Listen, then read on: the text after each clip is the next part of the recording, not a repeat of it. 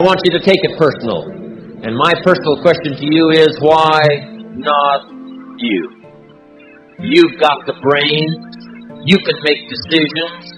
You can study the plan. You can change your life. You can grow immensely in the next few years. You can make your dreams come true. You can build a financial wall around your family nothing can get through. You can become healthy. You can become powerful. Why not you? One of the major things Shove taught me when I met him, he said, poor thinking habits keeps most people poor. Not poor working habits. Most people work hard, but they don't think hard. And Shove taught me that the mind is like a factory, a mental factory. And whatever you think about all day long pours ingredients into this mental factory. And that's what builds the economic, social, financial fabric of your life. He quoted me a Bible phrase that says, as you think, so you become. How awesome. When he talked about poor thinking habits, he had me. I used to start the day reading the morning newspaper. I mean, you can believe that or not. I'd get a cup of coffee and read the paper. I'd load up on wars and riots and murders and stabbings and killings and bank robberies and muggings and car wrecks and tragedies. I'd even read the back pages. I seem to like that stuff for some weird reason. I'd load up on all that, and then I'd start the day. You can imagine the kind of days I used to have. The guy says, I want to be a great leader. Wonderful. The first thing we do is follow him to his house. When we get there, we walk in and check his library, number 1. Somebody says, well, why check his library?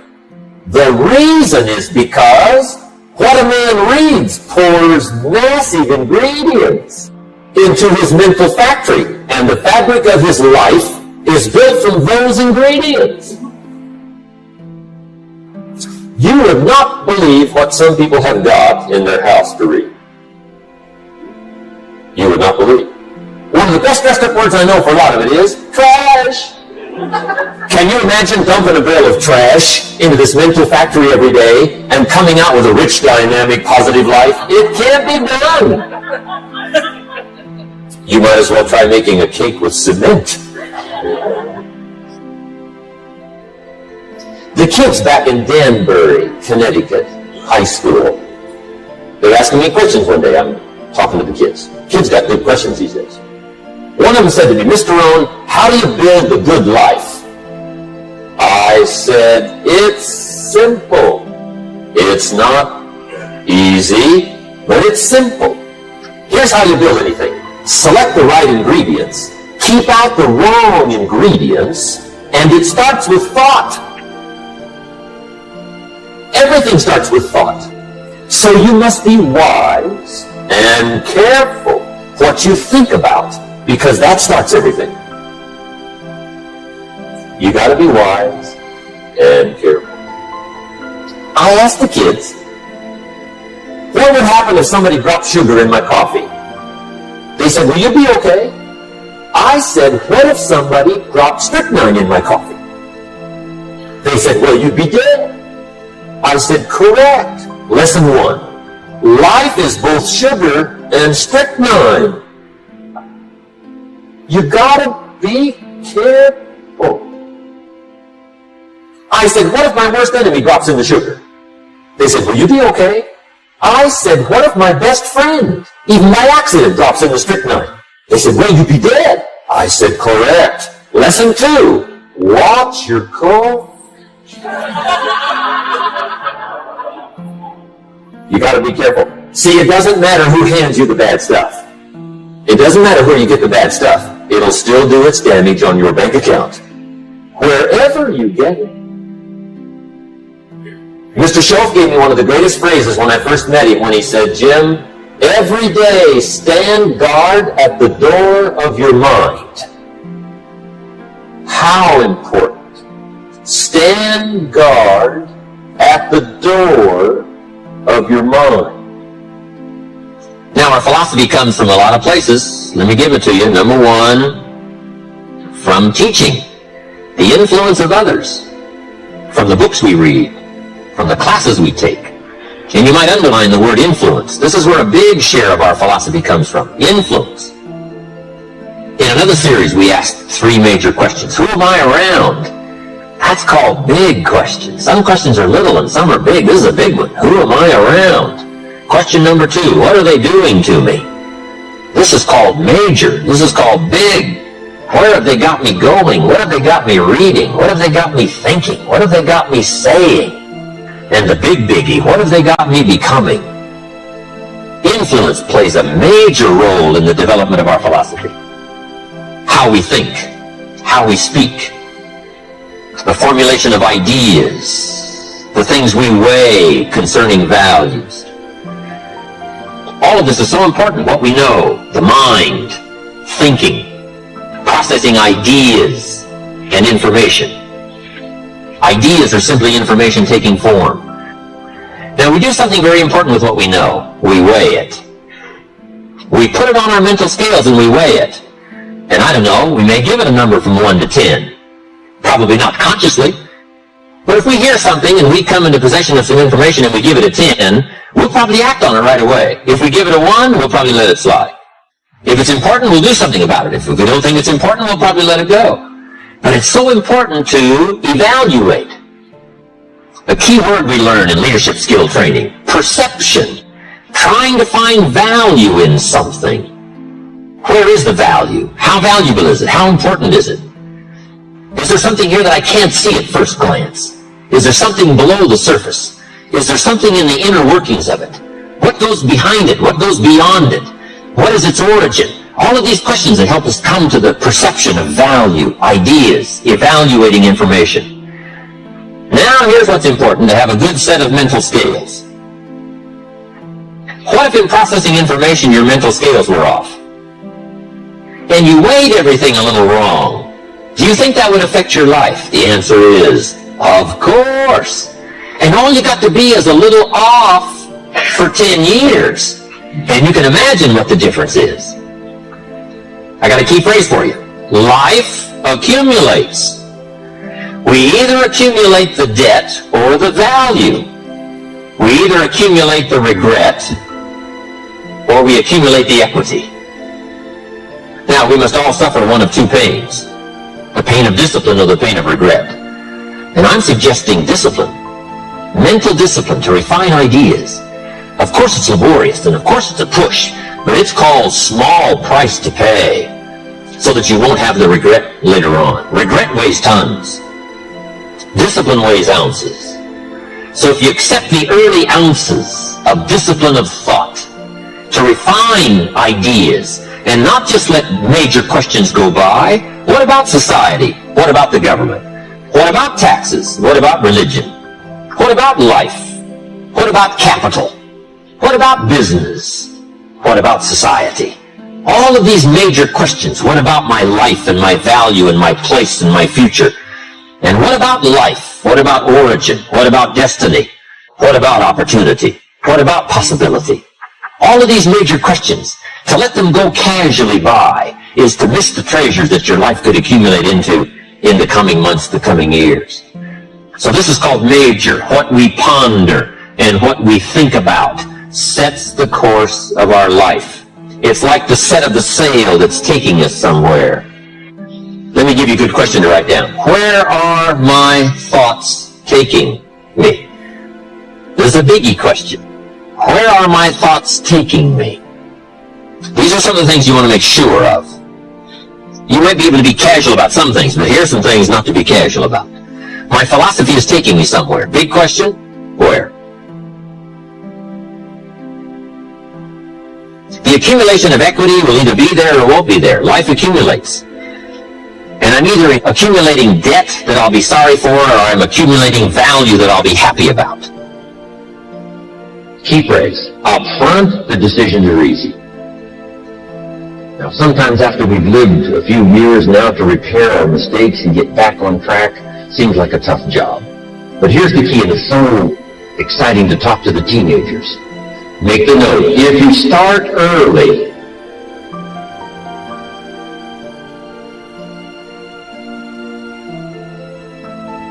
The fortune belongs to you if you start early. All fortunes that are available to humans, if you start early, the promise looms large and the odds are heavy in your favor. Now, yes, it's possible to do some radical things starting late and still arrive with some good treasures and some good things. But when you haven't got that much time left, now sometimes the decision has to be so drastic people are not willing to make it and they're too tired and too weary and too ill. And say, look, I don't have much time left, it's not going to happen for me anyway. It's easy to take that attitude. But everyone here, we've got the time over the next 10 years. We've got the time the next 20 years. We've got the time the next 30 years to make some repair now in our errors of the past and set up some new disciplines. And I'm telling you, that's going to change everything. So, 5 years from now, I wish for you to arrive at a well-designed place.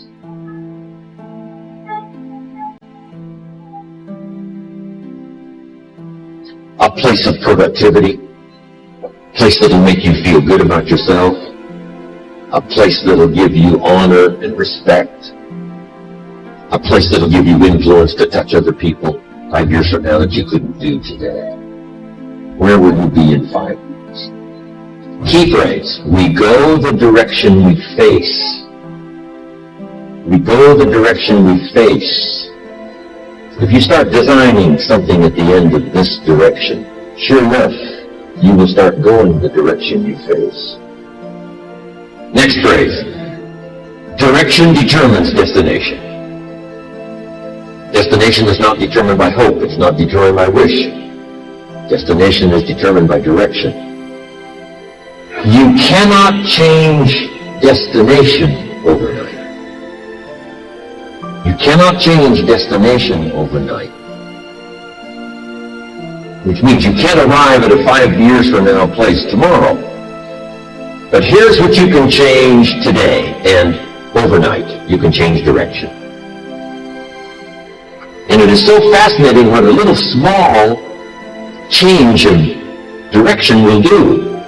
A few decisions in discipline, a few decisions in learning, a few decisions in change of behavior, change of habit, a few decisions in setting goals that you've sort of let drift before. Like I did at age 25, didn't have a list. I immediately started to change that. And I immediately started to change my direction. In less than 7 years, I was a millionaire. And that was just my economics. But I am so thankful for the circumstances and whatever else arranged it for me. Some things are arranged and we don't even know how they've occurred. For you to be here, do you imagine the chain of circumstances that caused you to be able to sit in this auditorium today? It's amazing. This had to happen and this had to happen and this door had to close and this door had to open. And all of those things, for me to be here, for you to be here, I just didn't drop out of the sky, right? And you arrived here. From all kinds of directions, here we are. And so we just say, wow, part of that's a mystery, and we let it be a mystery. We don't even try to figure it out. We just say, wow, it's incredible. But now that we're here, how could we collectively and individually affect each other's lives? It's by doing just what we've done. Study, learn, teach, shake hands, trade stories, and do all the stuff. So that we can help other people as well as ourselves to make that small journey to a new direction. So jot that down. It's only a small journey to a new direction. Guess how quickly you can change your health? By starting to eat an apple a day. Mama said an apple a day keeps the doctor away. Let's say you've been ill long enough, and you've had health problems long enough, and you say, that's it. That's over. I'm going to now start a program. You don't have to really revolutionize your whole health life. Just start with an apple a day. You say, well, is it that simple to change your health life? And the answer is, yes. The key is just to start. You know, you pick up a book on good health, and you get halfway through the book, and it says, now, dear reader, set this book aside, fall down on the floor, and see how many push-ups you can do. And then it goes on to say, and if you have not done that, why not give this book away? It looks like you're not going to do it. Come on, you don't have to radically do something. You can gain momentum and make changes as you go. Just start. Here's what happens when you start a new direction. Self-esteem starts to accelerate. It doesn't take much for you to feel good about yourself. Just committed to a new direction and you feel good. And an apple a day, committed to finally having a health program that will make you the healthiest you've ever been in the next 20 years, all you got to do is munch on that first apple. And nobody even has to be around you, and you don't have to announce it to the world. But you munch on that first apple and say, this is the beginning of developing a health program that's going to make me so healthy I'll have the vitality to do whatever I want to do for the next 30 years of my life. Now, if you eat an apple the second day, you become almost delirious, saying, wow, I'm on my way. Somebody said, just 2 apples? Says, look, you don't understand. Not only did I do it yesterday, I've done it again today. This is really proving to myself with no audience, no microphones, no nothing, just you and yourself. You've convinced yourself, I'm on my way to the healthiest I ever have been. I'm starting a new life. This is the second day. I'm on my way. That's how easy it is to change your life. You don't need some dramatic vision. Just begin something. And maybe by health or by whatever other things we can think of to do, you just get back on a better track. And you decide what goes into your mental factory. Don't let anybody just dump anything they want to in your mental factory, because you've got to live with the result.